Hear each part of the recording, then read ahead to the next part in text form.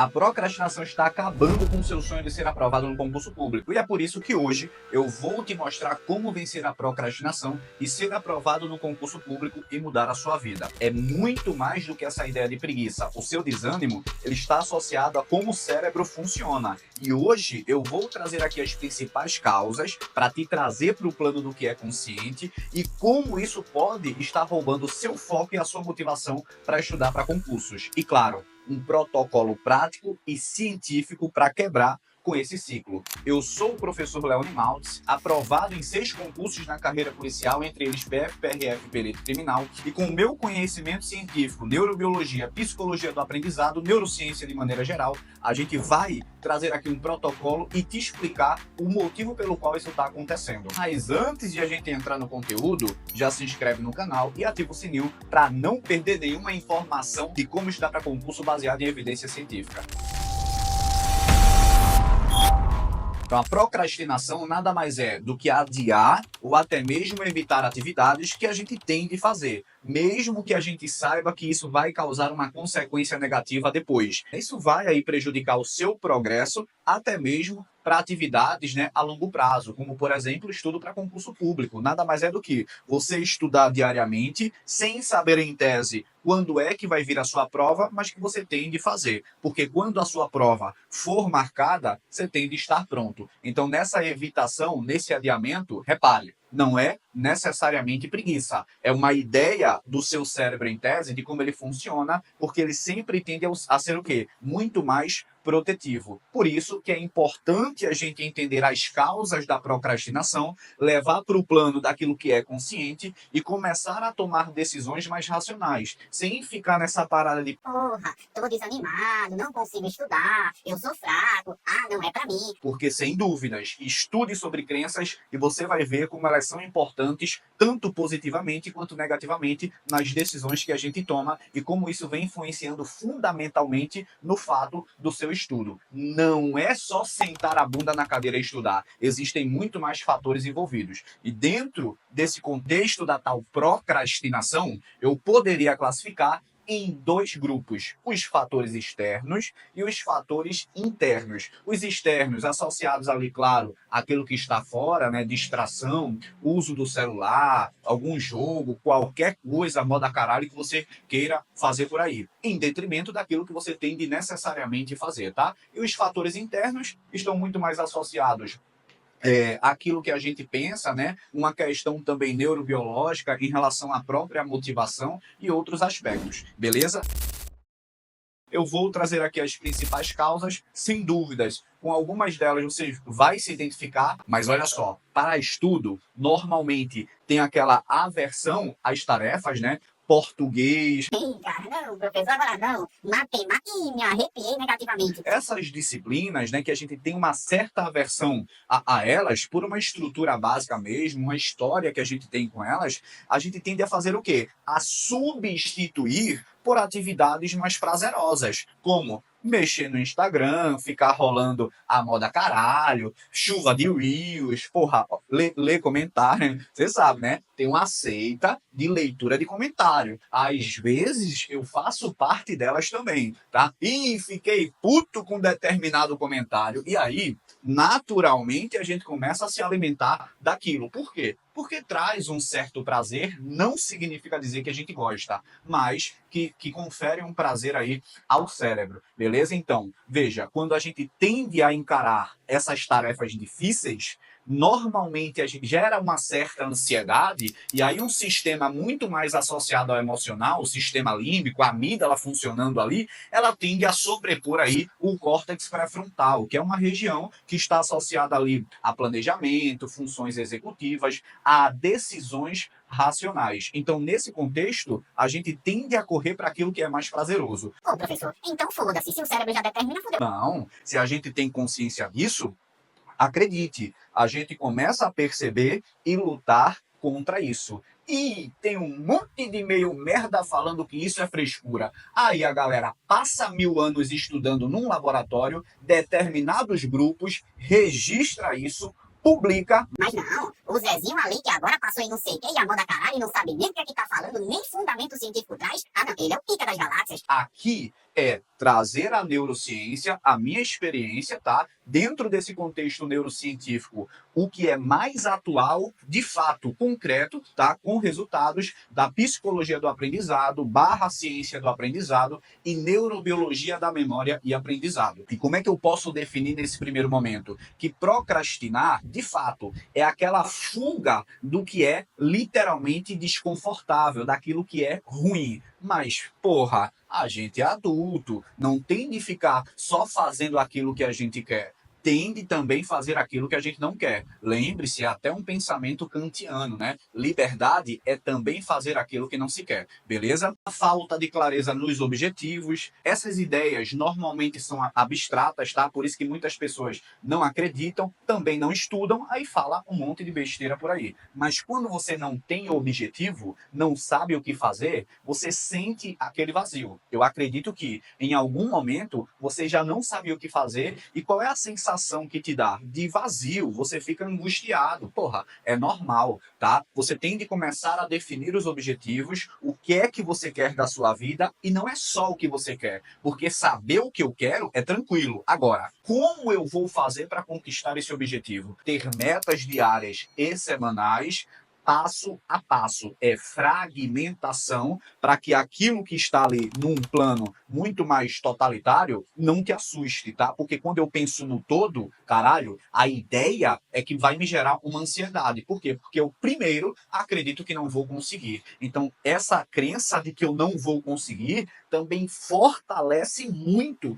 essa prática de procrastinar. Aí tem de trabalhar as ideias. Mais uma vez, levo para o plano daquilo que é consciente, eu começo a identificar o que eu estou sentindo, e quando eu identifico o que eu estou sentindo, muito mais forte você vai ficar. Um outro ponto que está muito associado às aversões, né, a tarefas difíceis, está a ideia da busca por recompensas imediatas. Então, essa busca por recompensas imediatas tem uma relação com o fator da preferência temporal, tá? E quando eu falo do fator da preferência temporal, eu posso associar com uma dissonância cognitiva. Você começa a entrar em conflito, por exemplo, com o sistema límbico. E quando você entra em conflito, pode ser positivo, mas também pode ser negativo. Você começa a jogar alguns vieses cognitivos para confirmar aquilo que você quer. Na moral, eu não vou morrer se eu não estudar, por exemplo, esse final de semana. Ah, não. Essa semana eu posso curtir. Eu vou sair e foda-se. Ah, porra, só mais 5 minutos, 10 minutos de Instagram?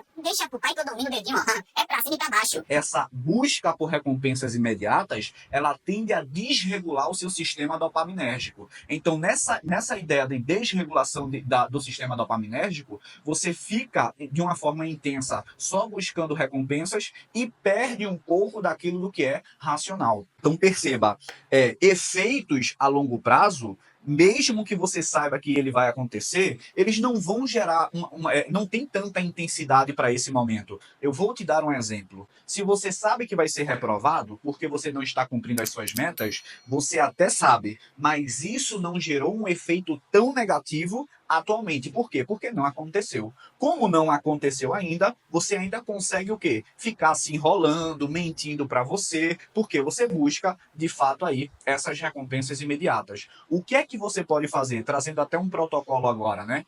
Você pode antecipar esses efeitos e começar a buscar se sentir um reprovado naquele momento, para fazer uma decisão mais racional. Porra, qual é o problema de estudar só mais um pouco aqui e depois fazer o que eu gostaria de fazer? Então, antecipar esse efeito negativo pode te gerar um conflito positivo. Por quê? Porque você começa a pensar melhor se você vai realmente deixar de estudar, tá certo? Ou se você vai estudar. Então, antecipe esses efeitos, porque normalmente vai te auxiliar aí a dar uma quebra nessa ideia de preferência temporal. Outro destaque que é muito comum, tá? Eu poderia até colocar como número 1 ou número 2, é esse medo do fracasso. Eu normalmente recebo caixinhas de perguntas, por exemplo, porra, eu tenho medo de não conseguir. Caralho, quem é que não tem medo de não conseguir? Por que eu falo dessa maneira? Porque, porra, a gente pode reclamar, mas a gente também tem de ser o quê? Maduro e mais consciente daquilo que a gente faz. Não adianta só jogar a culpa no cérebro e dizer, já tá tudo determinado. Toma, não. Você tem de jogar para a realidade e dizer, porra, na moral, eu até tenho medo de fracassar, porque é natural, ninguém gosta do fracasso, ninguém gosta de ficar triste, mas você também tem de começar a pensar, ser mais racional de como você pode evitar e saber que errar faz parte, reprovar, sem dúvidas. A ideia atual, né, do hiperestímulo fez com que a gente se esquecesse daquilo que é ruim, do desprazer, né, da dor. Por quê? Porque ficar no celular, ficar jogando, ou correr para outros momentos, ver uma viagem dos outros, caralho, Cancún, Caimã, ficou muito mais fácil, né? Então, quando a gente pensa em algo negativo, a gente acaba achando que aquilo não poderia estar acontecendo. Por quê? Porque a gente só vive o plano do que é surreal. E isso tudo, acredite, é inconsciente. Quando você estuda, você começa a ter mais racionalidade disso e ser consciente daquilo que está acontecendo é o primeiro passo para você evitar esse tipo de comportamento. Então perceba o seguinte, o fracasso, ele vai acontecer. Eu não fui aprovado em tudo que eu fiz e nem consegui de primeira tudo que eu fiz. Para ser aprovado na Civil de Pernambuco, Agente Penitenciário de Pernambuco, Civil do Paraná, TF, PRF, perito criminal da Polícia Civil do Estado de Pernambuco, eu tive de cair e de errar muitas questões. E, porra, professor de direito penal também erro questões de direito penal. Não tenho problema nenhum de falar isso para vocês. Então, imagina vocês que estão começando a estudar agora, como é que vocês estão com medo de serem reprovados ou, sei lá, de errar uma questão? O que é que você tem de entender? O quanto você já chegou até aqui, o quanto você já caiu, por exemplo, quando estava andando de bicicleta, mas como você naquele momento tinha muito mais coragem, porque criança tem coragem, e muita, tá? Por quê? Porque não é, o córtex pré-frontal não está não está maturado, obviamente. Então, o que é que acontece? Você vai naquela ideia, daquilo que é mais emocional. Então, andar de bicicleta, você caiu várias vezes e você sabe disso. Hoje você anda muito bem, sim ou não? Anda que eu tô ligado. Então, estudar para concursos parece simplista, mas é como andar de bicicleta. Você vai cair bastante, mas tem de saber que vai cair. A cada pedalada, você vai melhorar até que vai chegar o dia da sua aprovação.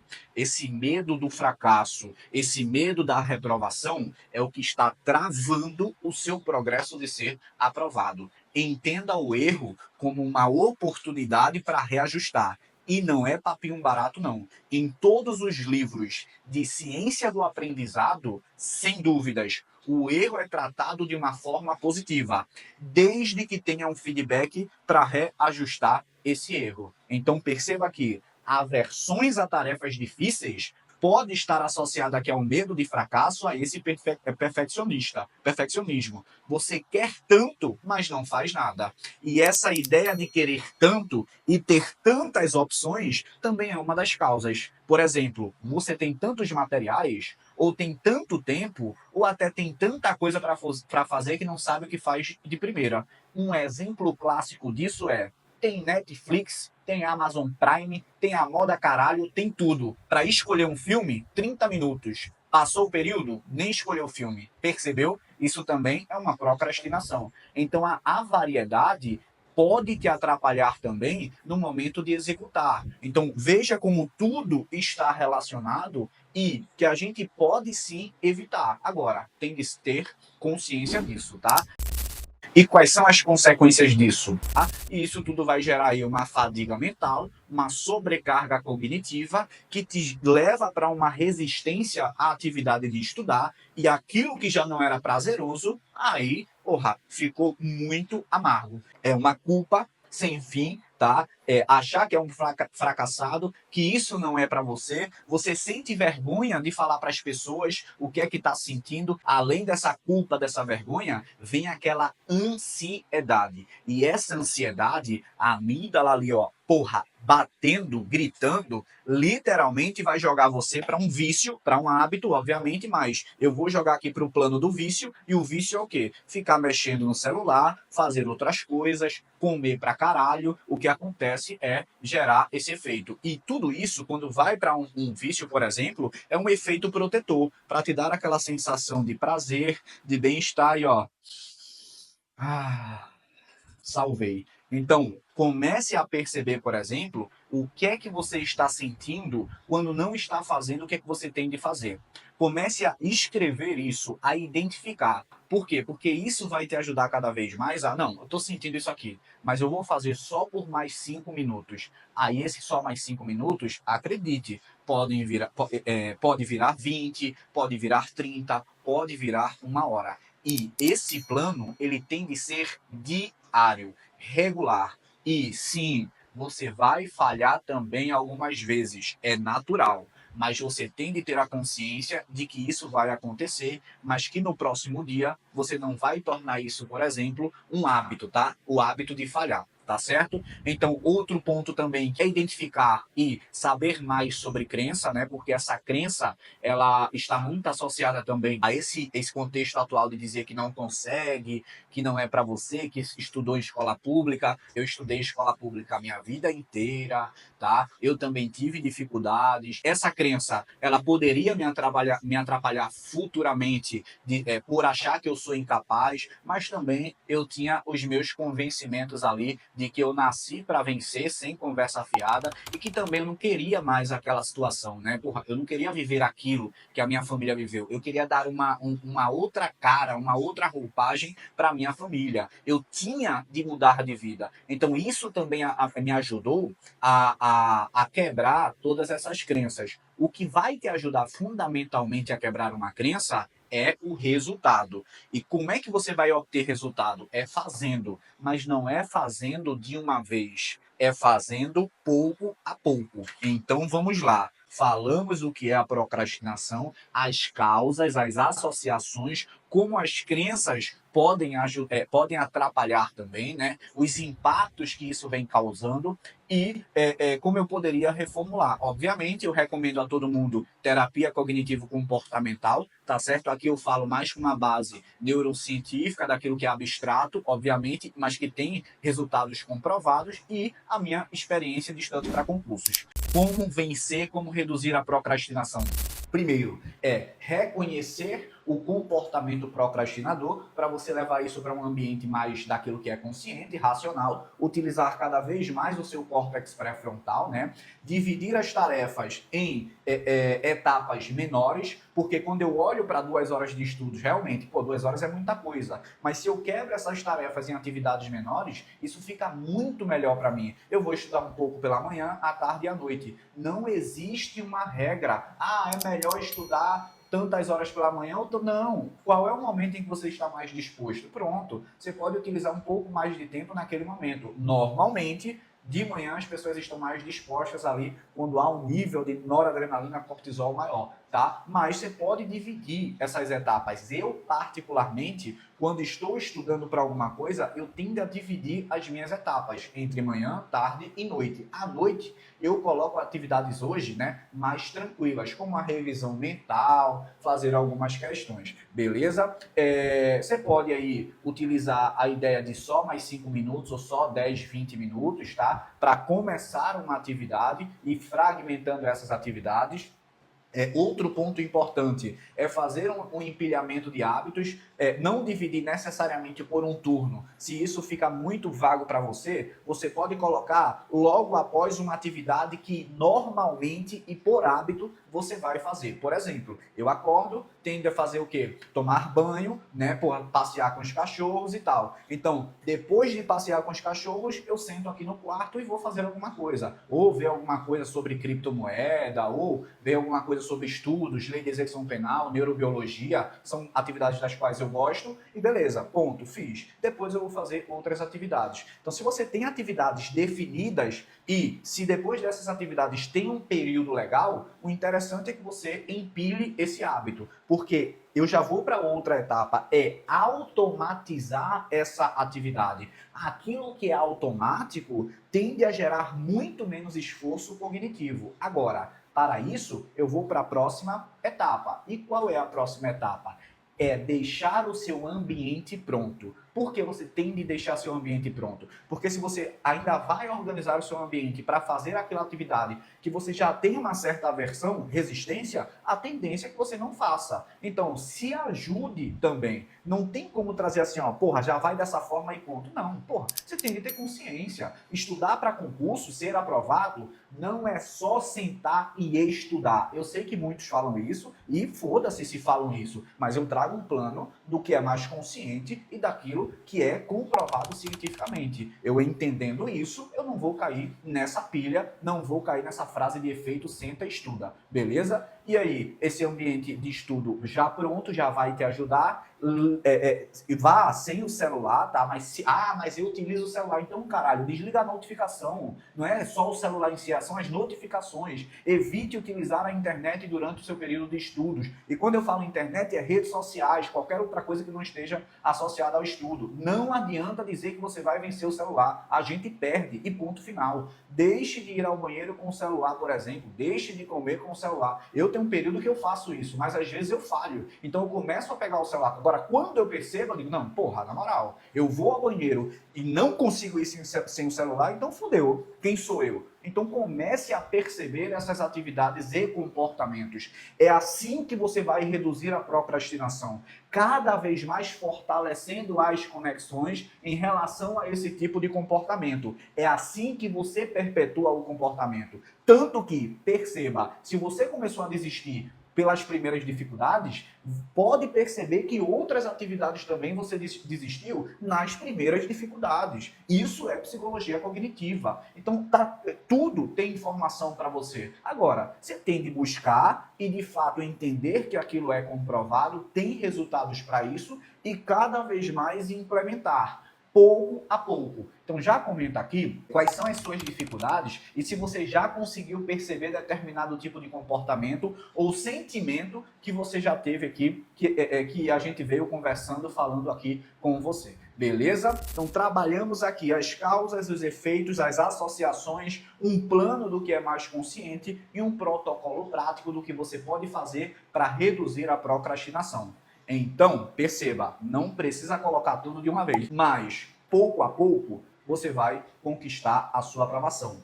Eu consegui, você, sem dúvidas, também vai. Não se esqueça de deixar o seu comentário, o like se esse conteúdo te ajudou e se você tem alguma dúvida, também deixe um comentário aqui com uma dúvida que pode virar um vídeo. Estamos juntos, @LeoNimaltos no meu Instagram e vamos para cima.